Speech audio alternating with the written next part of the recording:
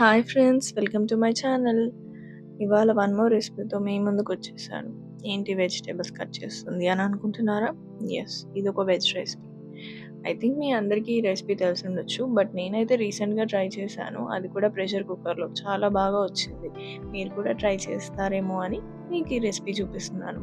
చాలా చాలా చాలా టేస్టీగా వచ్చింది. మెయిన్గా ఇందులో అయితే హోల్ గరం మసాలా చాలా ఇంపార్టెంట్. నేను తీసుకునే ఇంగ్రీడియంట్స్ అన్ని తీసుకోండి, మీకు కూడా ఈ రెసిపీ చాలా బాగా కుదురుతుంది.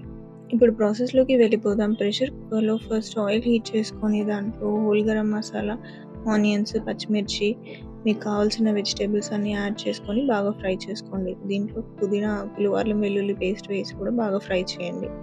వెజిటేబుల్స్ అన్నీ ఒక 5 మినిట్స్ బాగా ఫ్రై అయ్యాక దీంట్లోకి కట్ చేసుకున్న 2 మీడియం సైజ్ టమాటోస్, పసుపు, ఉప్పు, కారం వేసుకొని బాగా ఫ్రై చేసుకోండి.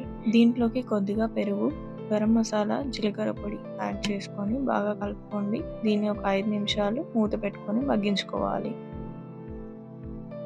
ఈ స్టేజ్లో ఒకసారి టేస్ట్ చూసుకొని స్పైసెస్ కావాలంటే అడ్జస్ట్ చేసుకోండి.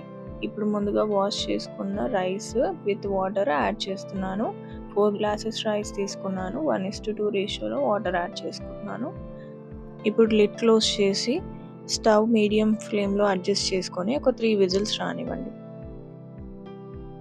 చూడండి ఎంత పర్ఫెక్ట్గా కుక్ అయిపోయిందో. నేను విజిల్ తీసిన వెంటనే కలుపుతున్నాను. కాకపోతే మీరు ఒక 10 మినిట్స్ ఆగినాక సర్వ్ చేసుకోండి. సో దట్ రైస్ అనేది మీకు స్టిక్కీగా ఉండదు, పొడి పొడిగా వస్తుంది. నేను రికమెండ్ చేసేది ఏంటంటే ఈ రెసిపీలో వెజిటేబుల్స్ బాగా యాడ్ చేసుకోండి. So that it will be a complete meal అనమాట. సో ఆనియన్ రైతాతో సర్వ్ చేసుకోండి. వేడి వేడి వెజ్ పులావ్ రెడీ.